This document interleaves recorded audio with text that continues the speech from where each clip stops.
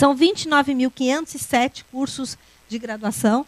Então, vejam, é um número bastante grande e se pretende, pelas novas metas do PNE, que esse número amplie. Então, o sistema tem que dar conta justamente dessa expansão e que já iniciemos com cursos com qualidade, não um processo que, depois que começou, a gente vai ver como é que fica. Não é assim. A exigência tem que ser grande para que a gente já instale um processo de qualidade desde o seu início.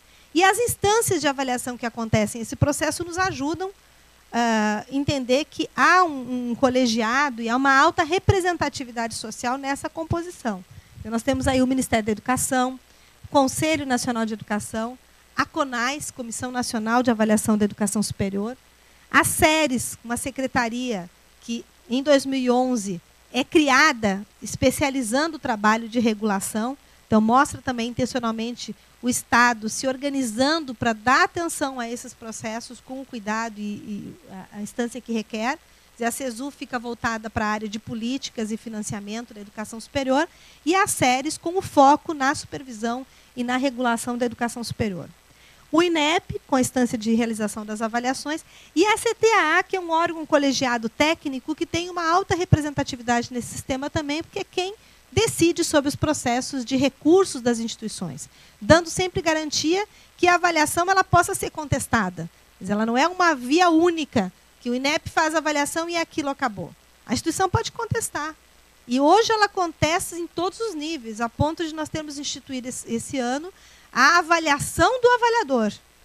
Então, é promover cada vez mais a transparência e acompanhar o perfil de quem são os avaliadores e que eu diria que podem ser responsáveis por 50% desse processo, de ter sucesso ou não. Então, o avaliador também é avaliado, ele se autoavalia. O dirigente da instituição conhece quem são os seus avaliadores, que até então ele não conhecia. E esse avaliador, ele pode ter um papel importante na instituição na construção formativa desses processos de avaliação internos. Às vezes ele presta o serviço para o INEP, ele trabalha na avaliação, mas na instituição ninguém sabe quem ele é. Como elaborador de item também, agora o novo cadastro que temos, então além do base, a gente tem o cadastro série de elaborador e revisor, também o professor que participa desse processo, e aí na administração vocês vão sentir nos próximos meses, esse professor que está elaborando o item, que está revisando o item, que está trabalhando no processo de construção da prova, ele volta para a instituição com um potencial também de orientar outros processos na instituição, de trabalhar com a avaliação, promovendo melhorias nessa instância. Além dos conselhos de classe, né, aqui também tem o conselho de administração e outros tantos que estão sendo cada vez mais aumentando esse número de conselhos que pedem para participar do processo e fazer a análise do projeto pedagógico antes ainda da avaliação. Alguns marcos representam essas mudanças e, às vezes, eu percebo que nem a instituição incorporou essas mudanças. Não que elas sejam rápidas, mas eu diria que é um processo dinâmico e que tem que acontecer as mudanças. Os sinais, quando ele se instala em 2004 e em 2007 o EMEC, em 2008 os indicadores de qualidade, eu diria que agora, em 2010, a instituição está entendendo o que é o indicador. Quais são os insumos? Desde que a gente começou a revelar o insumo e não o indicador. Até 2010, a gente revelava, divulgava o resultado. E a instituição questionava o resultado. Agora a gente divulga o insumo. E a instituição questiona o insumo. Qual é o insumo? Corpo docente, titulação, regime de trabalho do docente, as questões de organização didático-pedagógica. E o desafio desses indicadores é poder incorporar outros insumos de qualidade aqui. Agora, principalmente no ano de 2012, que nós estamos revisando esses indicadores. O IGC, como autonomia para as IES e para a autorização do curso, tem que ser acompanhado também. Quer dizer, o MEC dá autonomia para uma instituição que tenha o seu IGC satisfatório, que vem de uma avaliação do ENAD, do CPC, e a média desse indicador possibilita que a instituição que tem o IGC satisfatório dê início ao seu curso e a avaliação não vai mais ocorrer para fins de autorização, só vai acontecer para reconhecimento. E o que vai acontecer com essa instituição que deu entrada no seu curso, começou, e aí chegou na hora do reconhecimento, essa avaliação não foi satisfatória. Esse curso não vai ter continuidade. Essa portaria vai sair como reconhecido apenas para a expedição de diplomas dessa turma. Isso a sociedade vai começar a olhar. Abre um curso, não tem reconhecimento. Abre outro curso, não tem reconhecimento. Não é só o resultado maior do curso, tem que ser visto como um processo. Senão a gente vai perder um pouquinho desse conjunto todo que é os sinais. O ENAD, em 2009, ele passa a ser censitário. Até hoje, e aí eu digo os coordenadores, prestem atenção, até hoje tem estudante que liga para o INEP e diz assim, por que eu fui sorteado para fazer o INEP, para fazer o ENAD? Não tem sorteio, não é mais amostral. Desde 2009, todo estudante concluinte faz a prova. Se ele estiver habilitado, ele vai fazer a prova. Em 2010, definem-se as áreas do ciclo avaliativo, ano 1, ano 2 e ano 3. Quer dizer, este é o ano da administração, é o ano que vai ter, os cursos vão ser avaliados pelo ENAD. No ano seguinte, divulga seus resultados, e no outro ano nós temos, então, a avaliação em loco para aqueles cursos que tiveram resultados insatisfatórios. E sabendo-se do ciclo, o estudante, ao ingressar, ele também tem que conhecer o ciclo. Ele vai saber quando ele vai ser avaliado. Então, não deixar para falar sobre o ENAD no ano da prova, mas falar de avaliação e falar de ENAD é desde o início que ele entra, no primeiro ano, que tem que já se apresentar como que acontece esta avaliação da educação superior. Em 2010, a gente abre o banco, novos avaliadores, retroalimenta esse processo de avaliação, cria o BNI da Educação Superior, o Banco Nacional de Itens, por isso que é só agora em 2012 que a administração entra nesse processo. O ENAD passa a considerar o Enem como resultado válido para a educação superior, para o ingressante do ENAD. Muda a sistemática de dispensa do ENAD, que passa a ser de responsabilidade da instituição pela portaria 40, avaliar, seja um atestado médico, ou é o motivo da dispensa, que isso era o INEP que fazia, mas para o INEP fazer, a gente tinha todo atestado médico, ele era aceito, como vamos contestar? Né? E ocorreu realmente de instituição em que o mesmo médico deu atestado para todo o curso. Ou então, né, eu faço uma brincadeira que no dia do ENAD teve o atestado de A09 para todos, para a maioria dos estudantes, o Fantástico não revelou, mas a intoxicação alimentar foi grandiosa no país e ninguém revelou. Atestado A09 foi uma CID que a gente encontrou nacionalmente.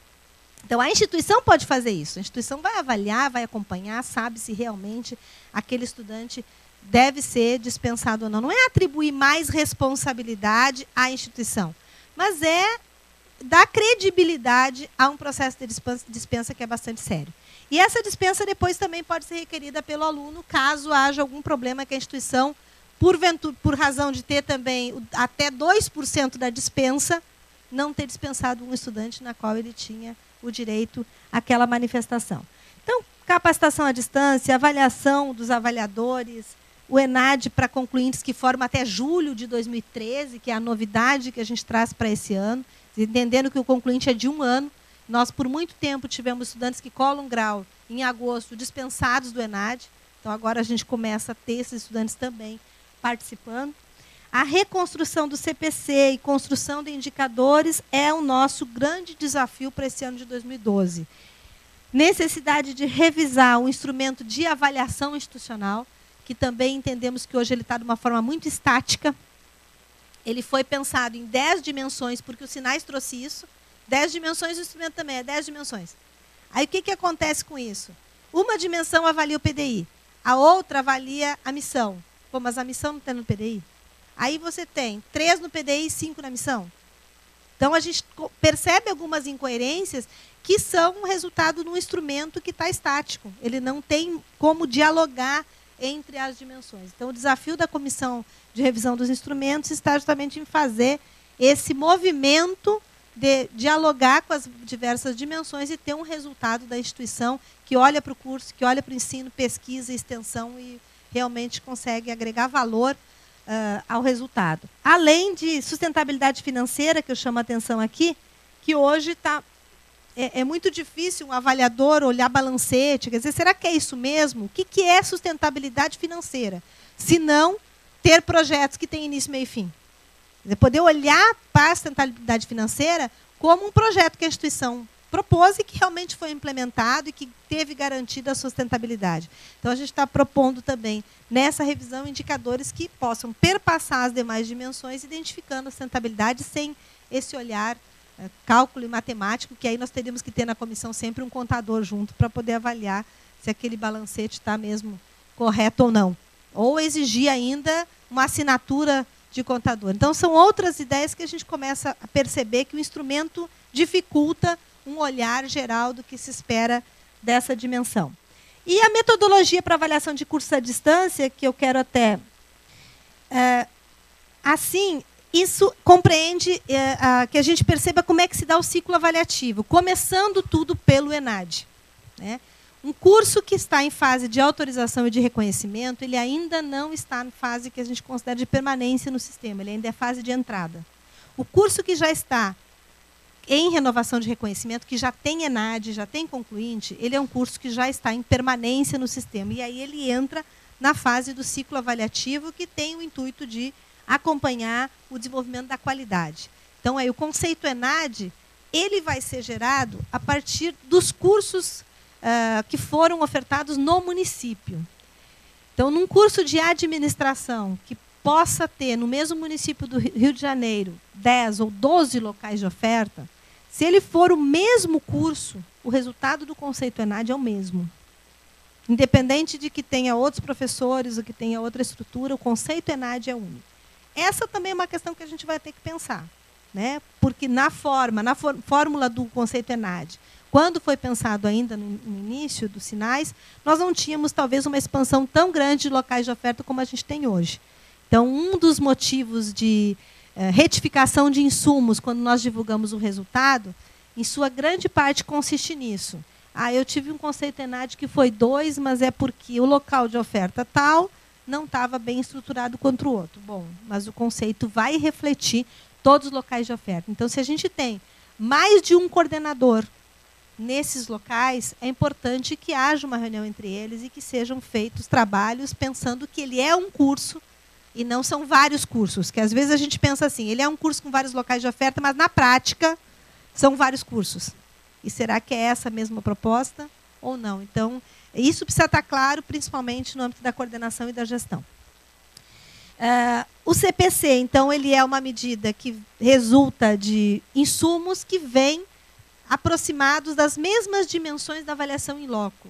Por que ele hoje possibilita a dispensa da avaliação in loco? Porque o CPC ele parte da premissa de que ele tem ali insumos da organização didático-pedagógica, da infraestrutura e do corpo docente. Os insumos que compõem as 8 medidas vêm desses 3 elementos. Se a avaliação in loco também olha para essas 3 dimensões, é possível que um curso que tenha um bom CPC possa ser dispensado da avaliação in loco, que utilizou as mesmas dimensões. Não os mesmos indicadores, porque são indicadores distintos, mas a dimensão ocupada tem o peso da mesma forma.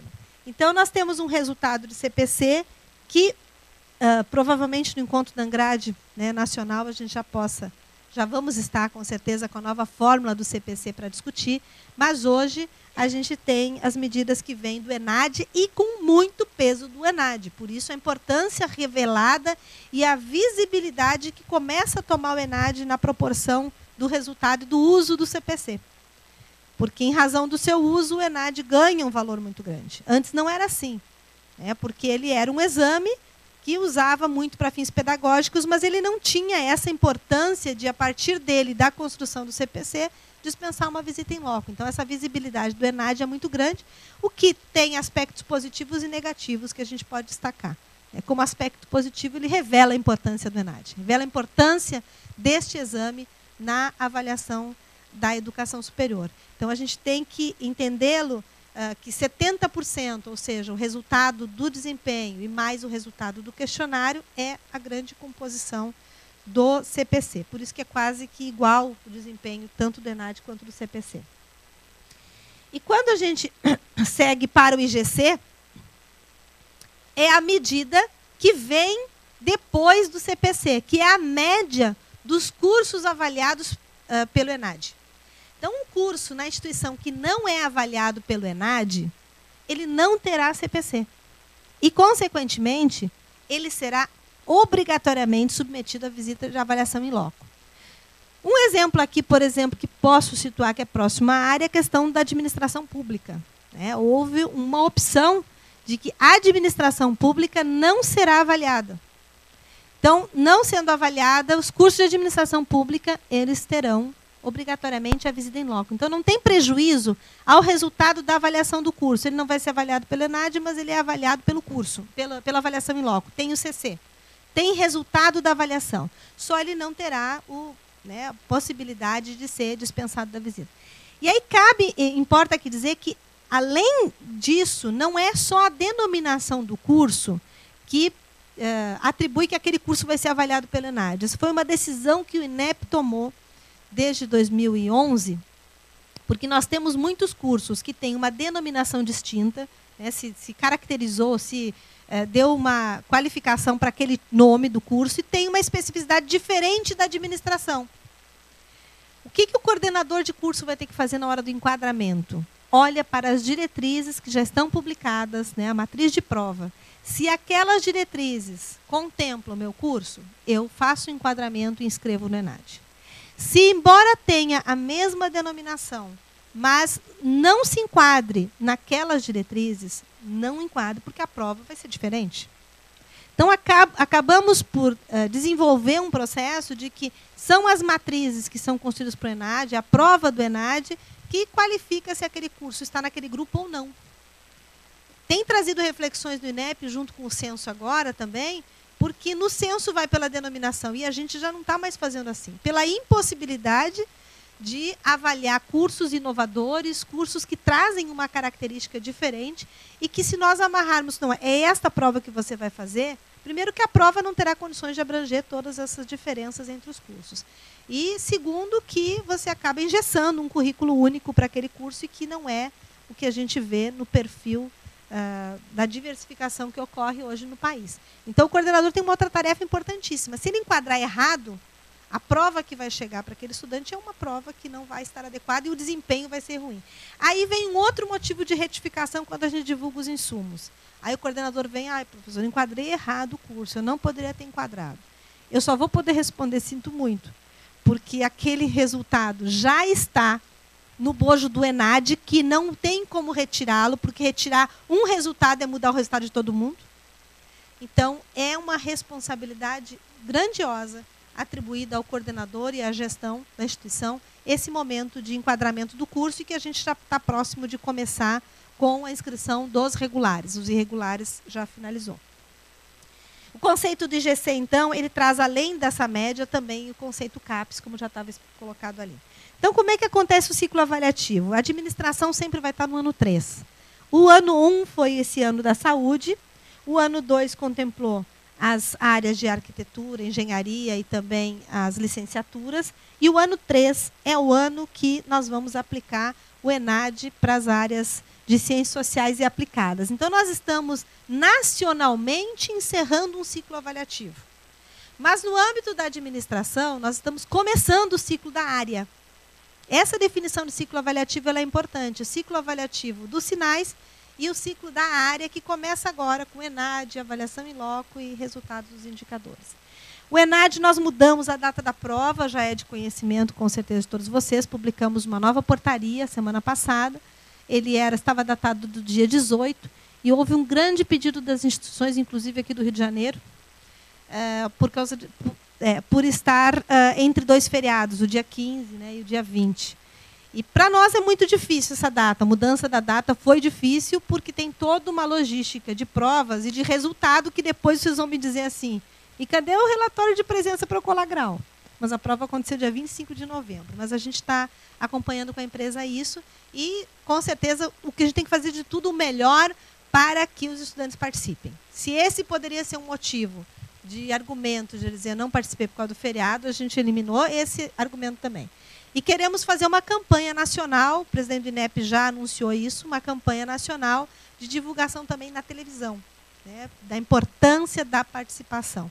Então, acho que revela também que a gente tem olhado para isso e, como apoio à instituição, de mostrar para o estudante em campanha televisiva a importância da participação dele no ENAD. Então, esses são os cursos. Nós vamos estar avaliando por uma estimativa de 2010, porque o resultado do censo 2011 ainda não saiu. A nossa estimativa de cursos é 8.879 cursos participando. De concluintes, 389. E a gente vai ter, aí pensando também numa postergação de inscrição até julho de 2013, na colação de grau, a gente estima cerca de 450 mil estudantes fazendo a prova nesse ano. Esses são, então, os objetivos do ENAD, que a gente não pode, né, esquecer que, mesmo que o uso do resultado do ENAD ele seja, né, cada vez maior no âmbito da regulação, mas o objetivo dele é contribuir para a identificação de habilidades, competências dos estudantes para fins de melhoria do curso. E aí, aferindo esse desempenho, verificar também essas competências que já são traduzidas nas próprias diretrizes, se são adquiridas ao longo do curso. Por isso que as questões elas vão estar muito mais na aquisição de habilidades, no perfil do egresso. Nós atribuímos na matriz, quem está participando da elaboração dos itens, nós atribuímos na matriz o perfil do egresso como um elemento importante na construção dessa prova. E possibilitar aos cursos, então, o acompanhamento por meio dos relatórios, avaliar comparativamente essa formação dos estudantes, e por isso os relatórios são indispensáveis.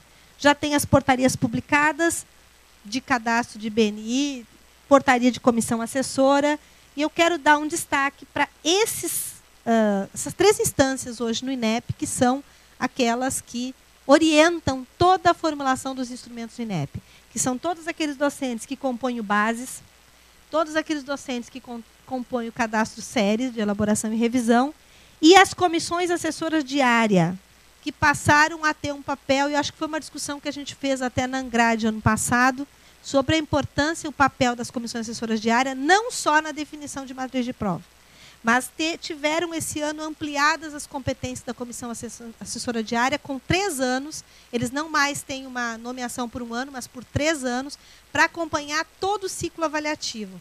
E aí fica assim, dessa forma.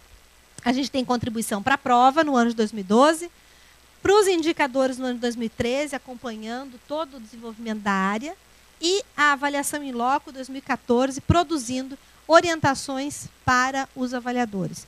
E eu já coloquei também à disposição da Angrade, toda vez que achar importante uma comunicação, alguma coisa que seja necessário para os avaliadores, a gente comunica rapidamente com os avaliadores e passa essas informações, já que ele estará em loco verificando os cursos.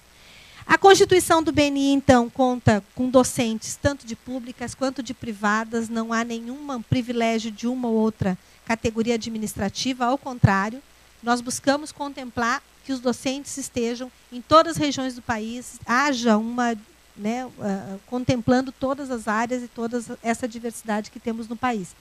E, diferentemente do modelo do Enem, que a gente discutia, que hoje as universidades estão participando, até um cadastro, um edital aberto agora de inscrição de universidades para elaboração de itens do Enem, não dá para a gente fazer esse modelo no ENAD, porque se nós contratarmos uma instituição, a gente acaba direcionando o exame. Então, esse modelo para nós é o melhor, onde a gente tem a participação dos docentes. E a instituição, por sua vez, ela também orienta, né, ela acompanha quem são essas pessoas que estão participando desse processo nacional.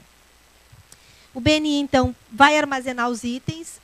Nós temos trabalhado para praticamente elaborar a prova do ano nesses 3 anos, já que não tem nenhum item ainda elaborado no INEP. Mas a intenção é que isso fique rotina dentro desse trabalho. Então, esse ano tem ENAD de administração, nós estamos fazendo a prova de administração. Mas, para o ano seguinte, a gente poderá chamar novamente a administração, porque já temos um banco nas 3 áreas e a gente agora vai qualificar e ampliar o número de itens que tem esse banco. Para sempre que precisar ter uma prova, já não há aquele sufoco, né, de ano de preparação, mas que a gente possa construir um trabalho permanente. A própria DAI se organiza para isso. Nós hoje temos uma coordenação de BNI, que é a professora Rosilene, a coordenadora, e temos acompanhado, então, rotineiramente esse trabalho. A prova, como eu disse antes, pela extensão dela, pelo tamanho dela, pela proporção que ela alcança, ela é uma prova de 40 questões, 10 de formação geral, 8 questões de formação de múltipla escolha e 2 questões discursivas. Tem questões de componente específico e também questões de múltipla escolha e discursiva nesse componente específico, além do questionário de percepção para a prova. Então, com esses instrumentos, a gente pretende avaliar o curso. É esse o olhar da prova. O questionário do estudante, que também foi modificado. Nós tínhamos, no último ano de administração, eram mais de 100 questões no questionário. Essas questões, este ano, estão em torno de 54 questões. E elas buscam não repetir aquilo que a gente já tem de informação. Quer dizer, tinham informações que já tinha assim, no censo. E hoje, com o CPF do estudante no censo, a gente já tem muitas informações e que não precisariam ser duplicadas aqui. Agora, uma questão importante do questionário é que ele não vai mais chegar na residência do estudante, como era antes, que mais de 100 mil questionários retornavam por endereço incorreto. É online esse questionário, ele vai ser disponibilizado 30 dias antes da prova, e o PI, o procurador institucional da instituição, tem uma senha para acessar e acompanhar o questionário do estudante. Porque a mudança grande desde a portaria 40 é que esse questionário agora ele passa a ser obrigatório. Não é mais voluntário, como era em anos anteriores. E sendo obrigatório, nós colocamos uma trava no sistema, que se o estudante não preencher o questionário, ele não consegue ver o local de prova. Então, a instituição vai acompanhar e vai olhando para o curso e vai dizer, olha, só 70% do seu curso preencheu o questionário. Vai até a sala de aula do estudante, você tem que preencher. Acompanha de forma que a gente possa ter 100% e todos preenchidos os questionários, já que ele é um instrumento importante desse exame. Quer dizer, obriga-se a fazer a prova, mas não obriga a fazer o questionário. E como eu disse antes, se ele é um dos instrumentos da prova, estava incoerente deixar voluntariamente essa resposta. Então, é obrigatório para ele e a instituição deve acompanhar. O questionário do coordenador de curso, como eu falei antes, que tem que ter informações coerentes com o curso. E aí a gente analisa o relatório do coordenador, às vezes nem o próprio coordenador é coerente com o que ele está dizendo com relação ao curso, quando a gente compara com o que o estudante respondeu. Então, tem que entender que há uma comparabilidade entre todos esses instrumentos. Para o coordenador, tudo é ótimo e funciona tudo maravilhosamente bem. E aí você vai para o questionário do estudante, parece que a coisa não é bem assim. Então, claro que há que se ter uma coerência nessas respostas. E se caso nós fôssemos utilizar o questionário do coordenador, com certeza teríamos problema nessas respostas. Nós seguimos, então, além do questionário, o relatório da IES, então, que é disponibilizado depois, o relatório de curso, com as informações detalhadas, então, sobre cada um dos seus cursos. E é uma leitura importante, principalmente para a gestão acompanhar na qualidade dos processos. Relatório síntese diária, boletim de desempenho do estudante, que ele pode hoje acessar na página. A regularidade junto ao ENAD, você pode preencher por nome ou por CPF, na página do INEP tem acesso a essa presença. Essa foi uma medida que a gente tomou depois de intensas liminares judiciais, que eu sei que vocês recebem, eu recebo o dobro disso, ou triplo, sei lá o quanto. E nós, então, colocamos à disposição a própria Justiça, ou quem quiser pesquisar, acessa a página e tem a informação de regularidade da presença. Aqui o sistema de dispensa, que eu falei antes, que, então, além da instituição, o INEP também abre um prazo depois para esse requerimento e divulga esse relatório de presença. Bom, esse seria um resumo, né, de como que acontece esse sistema, mas é importante a gente olhar quais são as consequências disso, né, que é o que hoje dá uma certa angústia sobre todo o processo, porque ele tem consequência e terá de ter. Então, qual é a consequência do processo de avaliação? Primeiro, a informação. Então, a gente não pode deixar de reconhecer que, por meio desse sistema de avaliação, a sociedade hoje tem informação. Tem um cadastro que é público, que informa a atividade desse curso, como é que ela está, quando que foi a portaria, quando que ele foi reconhecido, como é que estão os resultados do cadastro de cada um desses indicadores. E aí, se a gente se olhar, não só como instituição, mas se olhar como usuários desse sistema, como pais, como pessoas que usam, que seus filhos estão também nos cursos superiores de educação, a gente percebe a importância da sociedade ter o conhecimento sobre esses processos avaliativos.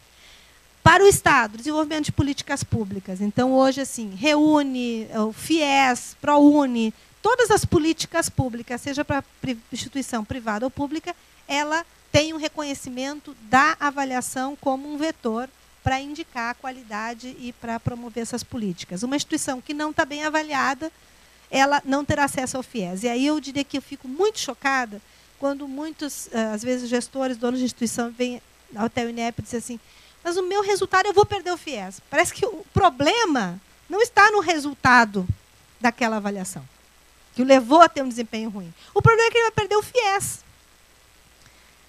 Claro que eu sei a consequência. Perder o FIES, a sustentabilidade está comprometida e quem sabe o curso vai fechar. Mas o problema do curso não é não ter FIES, o problema do curso é que está ruim. Então, a gente tem que ter esse olhar para a avaliação, porque a política pública, quando ela amarra isso, a intenção é de qualidade.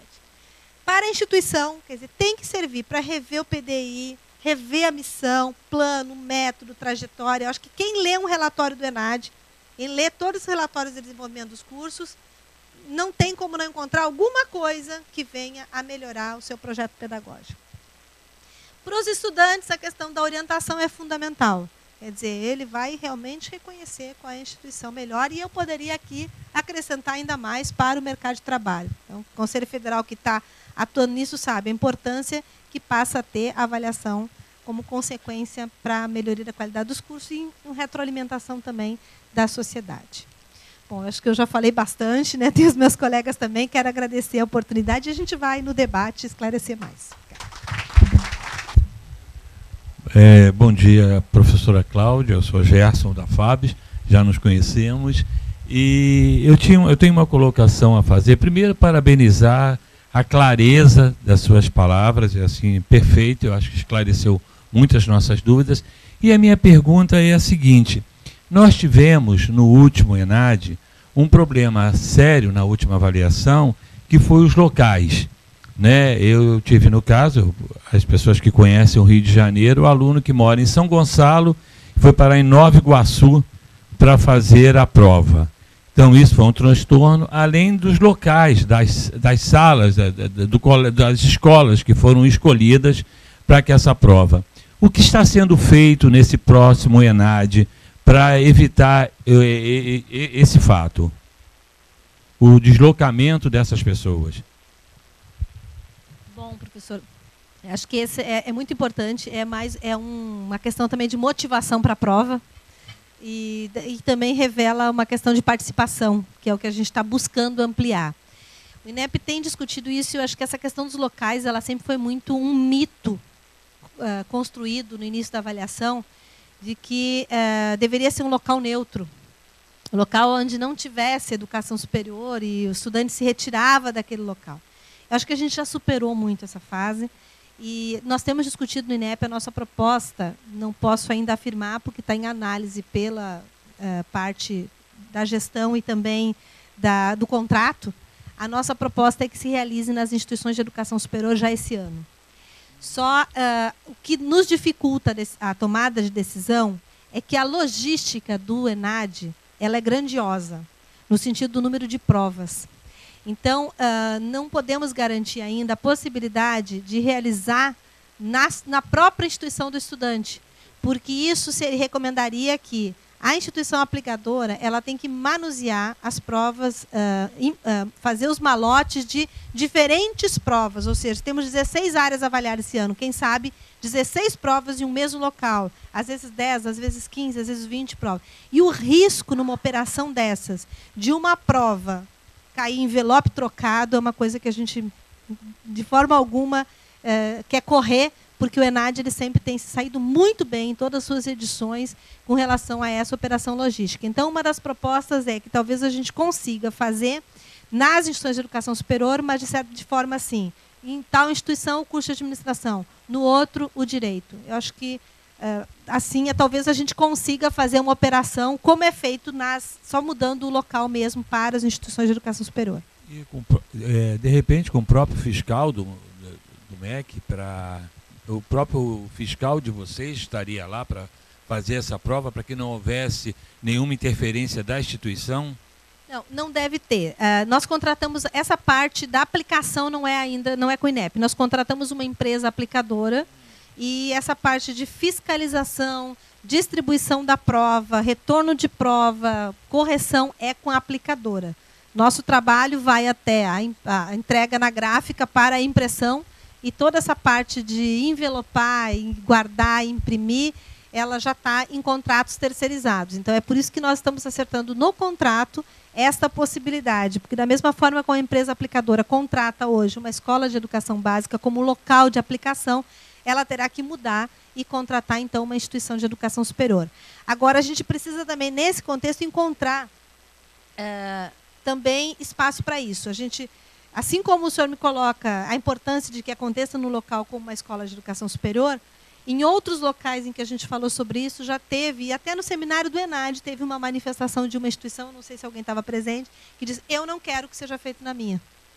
Então, vejam que é um diálogo difícil de se estabelecer, mas há vontade política para isso. É isso que eu quero deixar. Há uma vontade, nós temos trabalhado para que se modifique, porque eu sei que às vezes nem a cadeira é adequada, o espaço para um aluno da educação superior. A gente recebe todas as reclamações e é sensível a todas elas, tenha certeza. Já temos uma segunda pergunta. Eu tenho certeza, só para complementar, que o professor Gerson, quando levantou, é porque na última avaliação do ENAD para a área de gestão, para o curso de administração, o que aconteceu? Escolas públicas que não tinham a mínima condição, um calor muito grande, né? Os alunos, numa parte da tarde, tem gente passando mal, sem água, né? As carteiras de criança, quer dizer, para ficar ali 4 horas, é impossível. Então, a gente não quer nem pensar na nossa instituição, não, mas em instituições que têm um espaço adequado, que têm condições de oferecer melhores condições. Eu acho que foi isso que o professor Gerson queria dizer. Professora, por gentileza. Bom dia, professora Cláudia, bom dia a todos. Meu nome é Rosângela Alves, eu sou coordenadora do curso de administração da Unicarioca. Eu queria fazer uma pergunta, porque até a última edição, né, do ENAD, último ciclo avaliativo, a duras penas foi conquistada essa situação de você ter alunos ingressantes e concluintes, até para medir, né, o efeito da instituição na formação desse aluno. Principalmente as instituições particulares, grande parte delas, de fato, recebe um aluno D+, um aluno C, né? Diferentemente de outras instituições de nicho, que já recebem um aluno B e A, né?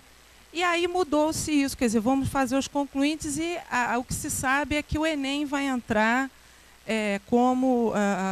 nesse cômputo, né, dos alunos ingressantes. A minha pergunta é a seguinte, como é que isso será feito? Né, porque a variabilidade dos resultados do Enem é muito grande e a gente ainda está meio sem saber como é que isso vai ser feito no caso das instituições. Bom, a gente ainda não tem a fórmula finalizada e eu não tenho como lhe dar uma resposta final sobre isso. Eu só posso aumentar os seus questionamentos. Para dizer que essa também é uma questão que a gente tem preocupação e que a gente olhando para a forma como ele estava antes, a gente não tem ainda certeza, e aí eu sei que a Angrade e vários professores de administração fizeram vários estudos sobre isso, no último que eu tive, fiquei impressionado com o estudo que eu assisti naquele evento também, é que a gente hoje ainda não sabe se realmente a gente estava conseguindo medir o valor agregado na forma como a gente estava fazendo com uma mesma prova. Veja que a gente aplicava a mesma prova para o aluno ingressante para o aluno concluinte. A prova dada para o aluno ingressante era para confirmar que ele não sabia. Eu dando uma prova específica, eu estava simplesmente dando, me mostra que você realmente não sabe. Porque se ele soubesse a parte específica daquela prova, bom, estávamos diante de uma situação, então, totalmente equivocada do processo de avaliação. Então, o que a gente sabe é que a gente vai, pegando pelo aluno do Enem, hoje nós temos o CPF do estudante e a intenção é buscar o resultado do aluno do Enem que está na instituição. Então, ele é um aluno ingressante na sua instituição e como é que ele estava saindo da educação básica. Que a outra questão que implica nessa medida de valor agregado é que ao avaliar o estudante no final do primeiro ano do curso, muito valor já foi agregado pela instituição. Então, essa medida de valor agregado de início para o final já não era bem início para o final. A instituição, com certeza, o primeiro ano é o principal ano que se faz isso. Então, você avaliava no final do primeiro ano, ele talvez a medida era muito pequena que você agregava nos outros 2 ou 3 anos da instituição. Você já tinha agregado bastante no primeiro ano. O que se pretende, e aí nós não vamos conseguir esse ano, eu posso afirmar, o que se pretende é avaliar ele com ele mesmo. O que eu quero dizer com essa expressão? A partir, acho que daqui a 2 anos, nós teremos o CPF do ingressante e ele como concluinte. Então, a gente poderá ter o desempenho dele, o CPF, ele quando ingressa e ele quando sai. Porque a outra questão é que é uma média. Eu avalio ingressantes e concluintes, mas eles não são o mesmo grupo. Avalio um grupo de ingressantes e um grupo de concluintes, que naturalmente não é o mesmo e que mudou no momento do ingresso. Então, com essas indagações que eu coloco, eu digo, foi importantíssimo o que a gente fez até agora, a gente consegue acompanhar a evolução do curso, mas a gente tem que, talvez, com essas mudanças, a gente venha a qualificar e a melhorar. Uma outra questão importante nisso é que, hoje, o estudante que faz a prova do ENAD, ele é o concluinte. Ele pode não ter a mesma motivação que um estudante que faz ENEM, mas também não tem a mesma motivação que o estudante ingressante na instituição de educação superior e que você não teve nem tempo de preparar para aquela prova. Então, eu diria que o estudante concluinte, só ele fazendo a prova, nós não poderemos ter mais o seguinte discurso no final. O estudante não sabia da prova, ou ele não se preparou, ou ele foi fazer porque ele não sabia para que era. É só o concluinte que faz. Então, a gente elimina os ingressantes desse processo de sensibilização para a prova e a gente tem uma maior clareza sobre a importância dele ao fazer a prova. E é a motivação que ele vai ter, a motivação de ter o resultado do seu curso. Mas, com tudo isso, eu digo, eu não tenho a resposta ainda, espero ter em breve, porque eu tenho um grupo de estatísticos que estão estudando das áreas, que estão discutindo como que pode se fazer essa medida utilizando o ENEM.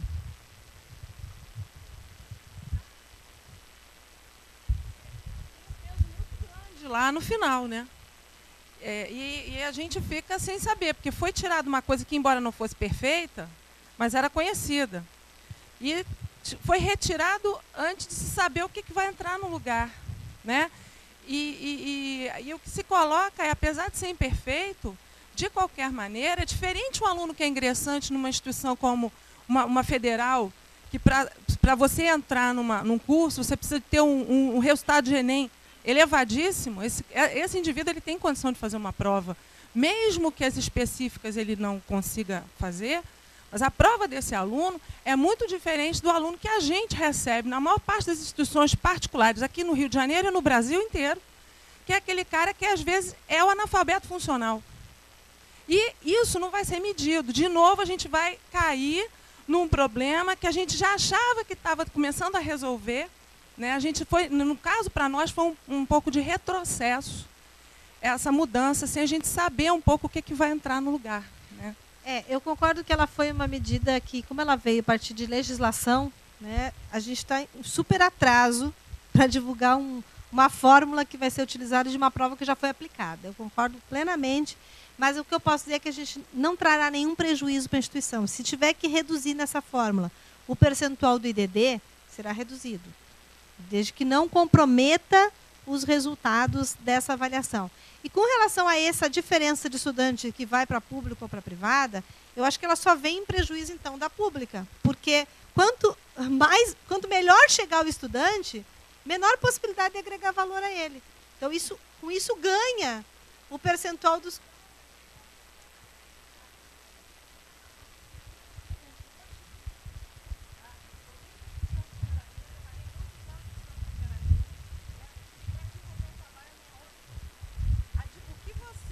Se pode agregar a esse aluno que entra com todas as condições, preparado, com um discurso cultural, social pronto, é infinitamente maior daquilo que a gente recebe, o aluno, muitas vezes analfabeto funcional, que a gente tem que trabalhar, dar o básico que ele sequer tem. Quer dizer, a gente recebe aluno que não sabe fazer média simples, a gente recebe aluno que não sabe fazer regra de 3.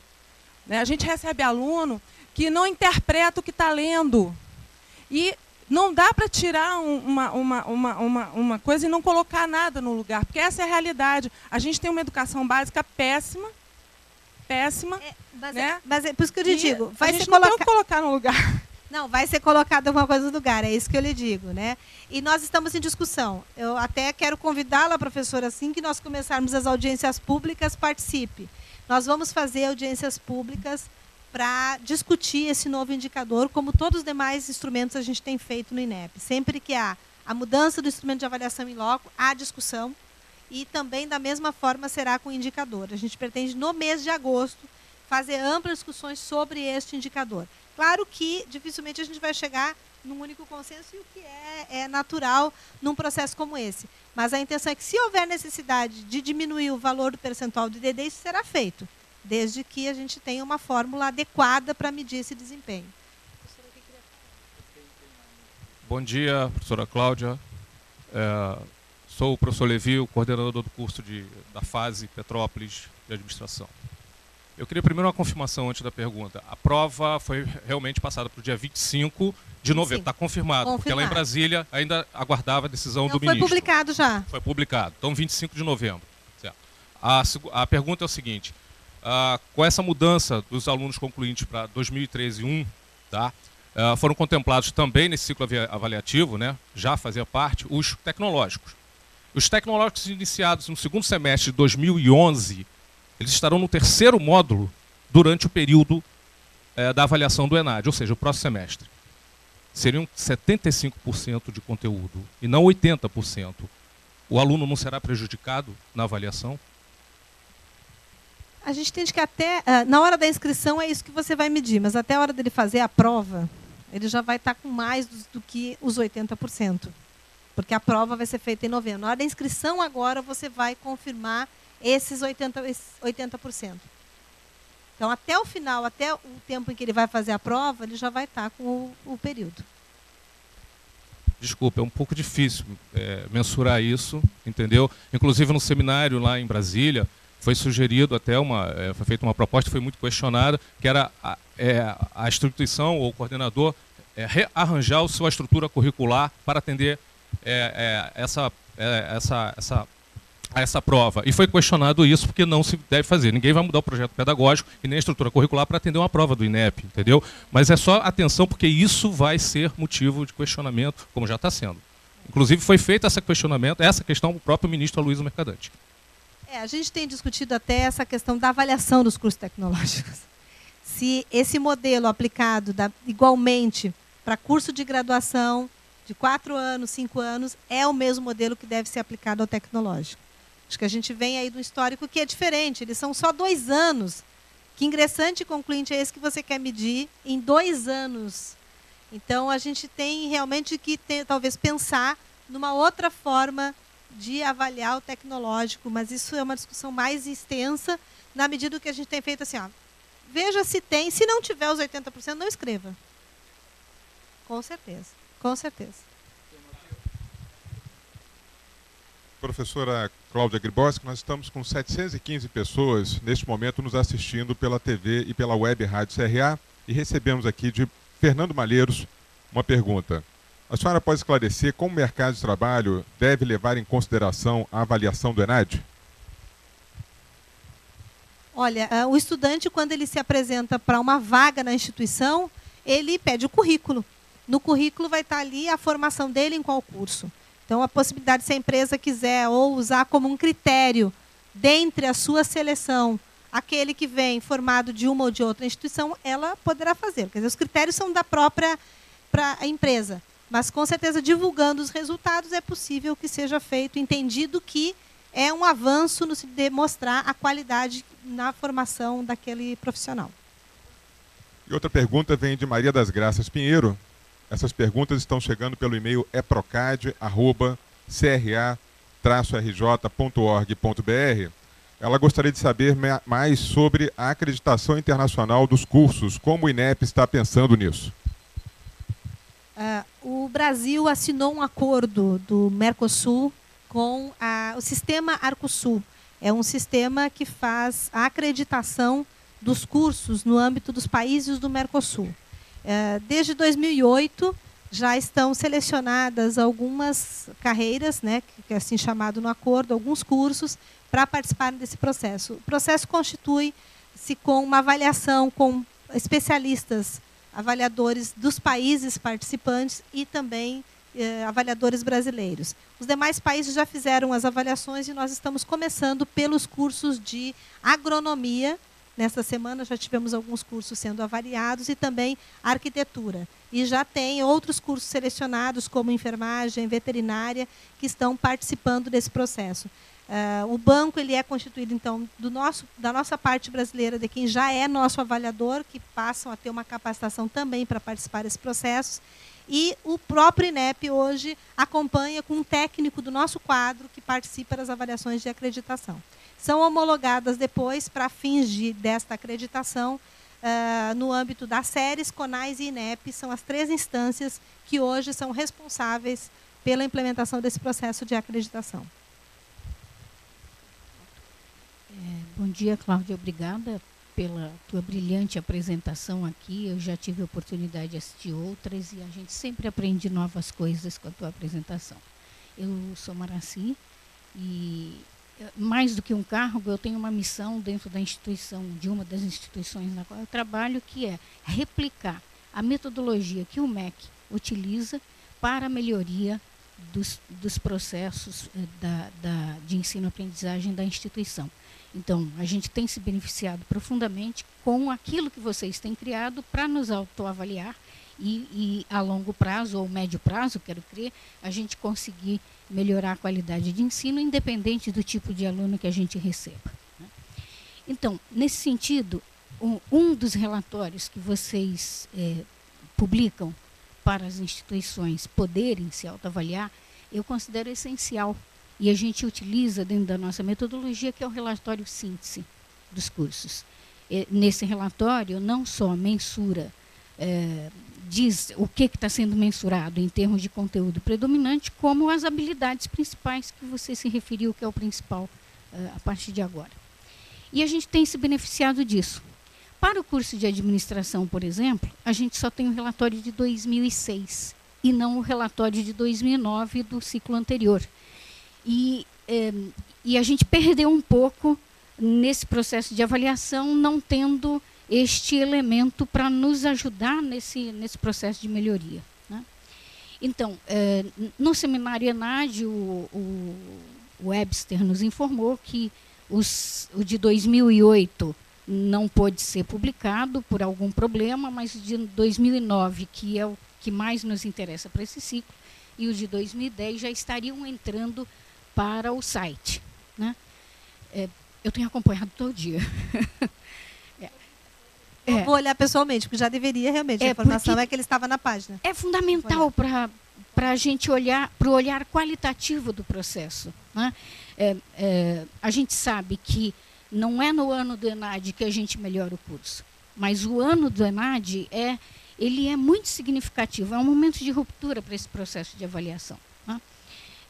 E a notícia que você nos trouxe de que vai ter anúncio do MEC na TV para sensibilizar os alunos é brilhante, porque é onde está faltando chegar. Acho que gestores, pelo que eu tenho visto, têm acompanhado bastante, professores estão começando a se envolver, né? Falta bastante ainda, mas os alunos ainda não reconhecem a dimensão da importância que esse processo tem para a formação deles, né? Então, estou parabenizando e torcendo para que isso efetivamente aconteça.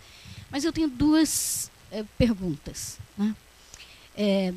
A primeira refere-se ao questionário do estudante, que o ano passado já foi obrigatório para saber o local de aluno, e a gente teve acesso a observar como que isso acontecia, mas por problemas de instabilidade no sistema, de provedor, etc., teve que ser cortado a obrigatoriedade de preencher para saber o local de prova, e o MEC teve que divulgar os locais de prova antes, né?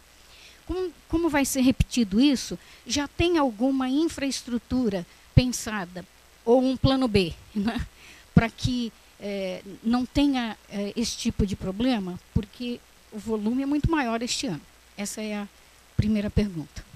A segunda pergunta é do assunto anterior que a colega trouxe, da inclusão do IDD, né? Até há pouco tempo, o IDD valia 30% dessa avaliação.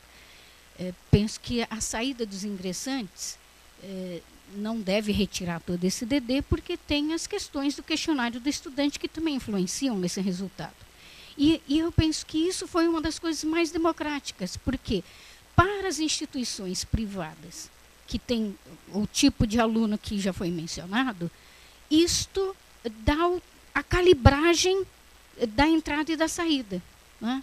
Então, se pensou em calibrar esse IDD, permanecendo essa característica democrática? Essa é a pergunta. E a anterior, essa do questionário. Bom, professora, com relação ao questionário, a gente, ano passado, quando abriu o sistema, já haviam praticamente todos os estudantes preenchido o questionário. Foi um problema de alteração de local por parte da aplicadora, e que aí, a quem já tinha acessado o questionário, ele não ia acessar de novo. E aí o prejuízo seria grande se ele não reconhecesse aquele local de prova. Mas a gente acompanhou para que todos tivessem preenchido junto com a instituição de igual forma e não teve nenhum prejuízo ao preenchimento do questionário. Então, esse ano, com certeza, a gente vai aprendendo com as coisas que acontecem. Foi o primeiro ano de questionário eletrônico e se espera que não ocorra novamente. A gente está acompanhando junto com a empresa para não ocorrer novamente. Com relação ao IDD, com certeza é preciosa a informação e a gente precisa manter essa participação dos ingressantes e prever essa democratização nesse processo.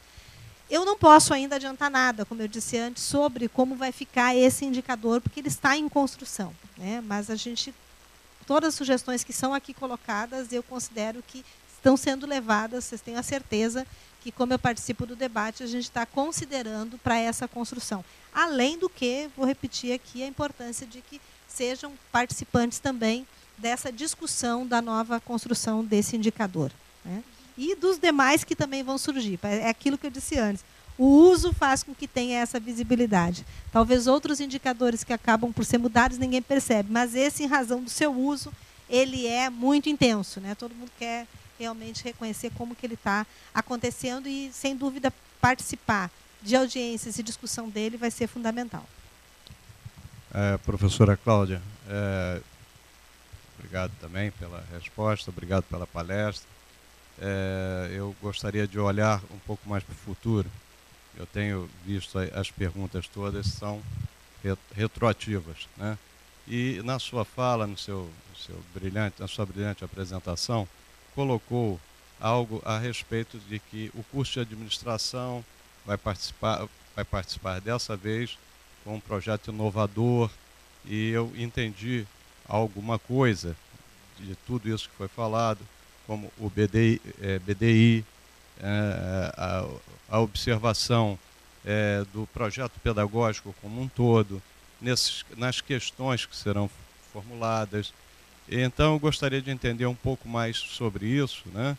Até se isso mesmo completa o questionário do estudante, ou mesmo se isso daí, como é que isso daí se reflete no comportamento do conhecimento específico, né?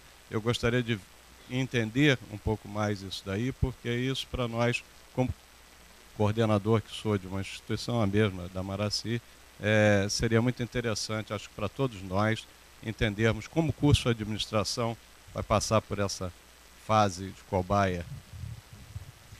Não, na verdade, assim, o ano passado já foi assim. O que eu quis dizer com relação ao sistema de inscrição é que nós temos várias conformações de cursos que eles têm denominações distintas. Por exemplo, o curso que está sendo avaliado é o curso de administração. Mas, às vezes, esse curso de administração, ele tem uma configuração no seu projeto que ele está mais voltado para a administração pública do que para a administração, como tradicionalmente traz as diretrizes da administração. Então, isso a gente coloca para o coordenador. Você tem que olhar para esta organização do curso, para esse projeto, e que mesmo ele tendo esta denominação, não escreva. Porque a prova que está sendo elaborada, ela está voltada à administração, no seu projeto pedagógico. Então, isso traz uma flexibilização da avaliação, que eu digo no sentido de que eu não vou dar uma prova para um curso sabendo que ele não é aquilo que está sendo posto naquela prova. Mas o curso não é prejudicado. Quer dizer, ele não vai ter avaliação pelo ENAD, mas ele vai ter a avaliação in loco, que vai também gerar o conceito do curso. O que perde aí é que não vai ter a participação do estudante. Mas isso já acontece com inúmeros cursos no nosso país, não são todas as áreas avaliadas. Veja que na área de ciências sociais e aplicadas, são 16 áreas que estão sendo avaliadas, e quantas outras existem. Então, são algumas áreas que são selecionadas, e o critério de seleção junto com a CONAS, a gente olha para áreas que têm grande número de curso, que tem grande número de matrículas. Nesse ano, a gente optou por áreas em que tenham mais de 100 cursos e mais de 2.000 matrículas. Então, vejo que tem uma enormidade de cursos aí que não vão fazer ENAD e não há prejuízo nenhum. Então, é só isso que a gente tem alertado, para que depois que sejam publicados os resultados, aí o coordenador disse, mas eu inscrevi, mas não era bem isso. A prova que eu recebi não reflete o meu curso, mas isso você tem que ver antes de enquadrá-lo para fazer a prova. Ótimo, muito obrigado.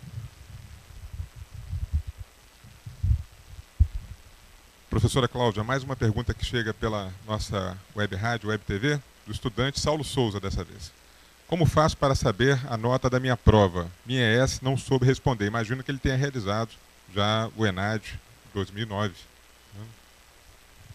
Ele pode acessar na nossa página o boletim de desempenho. Tá? Somente o estudante tem acesso ao seu boletim. É individual para o estudante. Tá? Ele tem acesso. A instituição é que não tem acesso a esse resultado. Somente ele pode retirar. Bom dia, professora Cláudia. Com relação à pergunta do internauta, eu fiquei com uma pequena dúvida.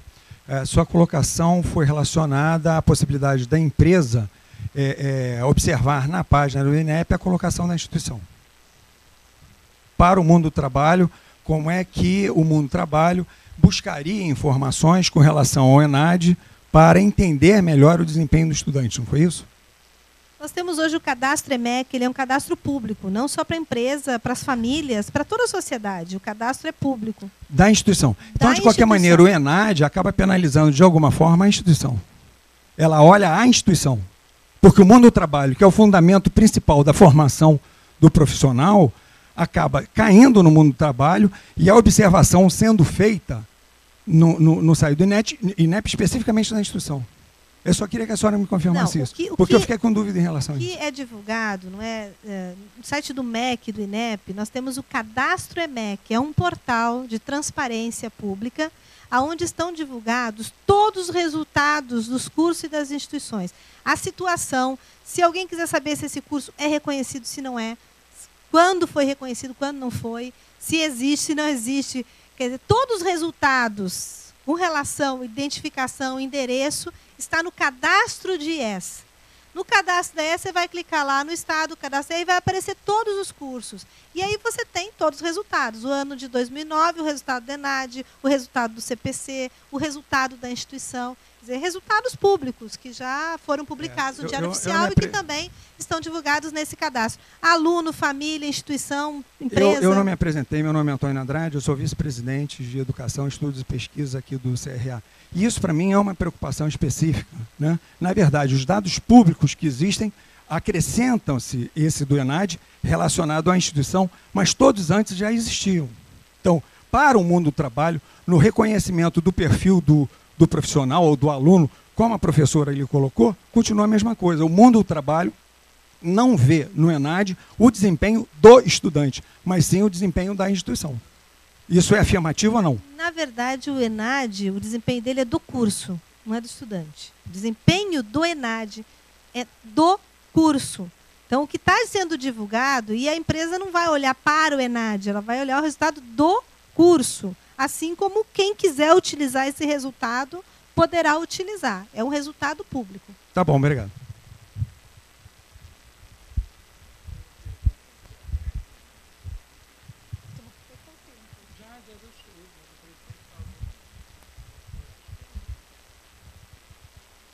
Bom dia, meu nome é Atina, Wagner Atina, sou coordenador de administração da Estácio de Sá. Obrigado pela sua apresentação, foi realmente elucidadora. Eu queria fazer algumas considerações e depois fazer uma colocação aqui que acredito ser pertinente. A primeira quanto à educação privada e pública que foi colocada aqui, né? É notório que a educação privada até o nível superior é a preferência nacional, em função da qualidade, visto que nossos filhos estão na iniciativa privada. E nós, na iniciativa privada, fazemos educação com qualidade, né? E essa relação é invertida a partir do terceiro grau, né? do nível superior, que a opção passa a ser pela instituição pública, até para uma questão de cultural. A minha colocação é a seguinte: o ENAD ele atua em cima de vários atores, né? Instituição, aluno, professor, coordenador. E o aluno, que é o foco principal, ele não tem motivação para fazer a prova com acuidade. Não caberia aí classificar uma nota, alguma coisa que interferisse na vida pessoal dele, porque ele faz sem um compromisso. E, no entanto, o resultado do que ele faz reflete na instituição, no professor, no coordenador, em todo o processo. Essa é a minha colocação. Muito obrigado, professora Cláudia. Professor, se nós dissermos para o estudante tudo isso que o senhor disse aqui, o impacto que tem dessa participação dele no professor, no curso, na instituição, na sociedade, a gente não conseguiria ter esse estudante entendendo o porquê desse processo. Eu acho que foi isso que eu falei aqui agora há pouco. Quer dizer, utilizar essa nota do estudante tem duas questões. Uma delas é que a lei não permite. Isto foi, quem acompanhou a implementação do SINAI sabe da luta que foi no Congresso, na aprovação da lei, que a UNE se manifestou e eles conseguiram, na aprovação da lei, que fosse colocado um artigo que diz que é vedado a divulgação do resultado do estudante. Então, isso é uma questão legal que nós não resolvemos aqui. Nós não temos como resolver. O INEP não pode, mesmo que a gente entenda pertinente, não pode. Agora, o que eu penso disso? Aqui foi dito que a avaliação do ENAD, ela não é uma avaliação do estudante como indivíduo. Se eu divulgar uma nota de 40 questões, vocês se imaginem aqui, professores de um curso, e me digam se vocês conseguiriam elaborar uma prova de 40 questões que avaliasse o perfil do seu estudante durante 4 anos. A gente não conseguiria mensurar que aquilo que ele prestou naquela prova é o desempenho dele enquanto um sujeito que estudou naqueles 4 anos. Então, mudaria a configuração da prova. A prova seria uma prova, como hoje é uma prova do Enem, de 2 dias, com 80 questões em cada dia, com redação e um tamanho de prova que aí sim é a capacidade individual. Bom, configuração de prova não poderia, nós estaríamos fazendo um erro utilizando isso como resultado. Agora, eu não vejo outro caminho e que não seja, e também como docente, sou professora também, eu não vejo outro caminho que não seja o de envolver esse estudante nesse processo. Retirá-lo, eu tenho certeza que aqui ninguém concordaria. Quer dizer, como fazer uma avaliação desse tamanho e dizer que o estudante não tem participação? É importante saber o resultado do tempo em que ele esteve na instituição, como que está esse estudante. A avaliação de larga escala de desempenho mostra, não só no Brasil como em outros países, a importância que tem esse processo. Agora, nós precisamos trabalhar com esse estudante para que ele entenda este processo. Ele precisa ser participante, não só no ano do ENAD. Por isso que atuar agora numa prova só com o concluinte, eu acredito que nós vamos minimizar essa situação, porque talvez não tenhamos tempo de fazer isso com o ingressante.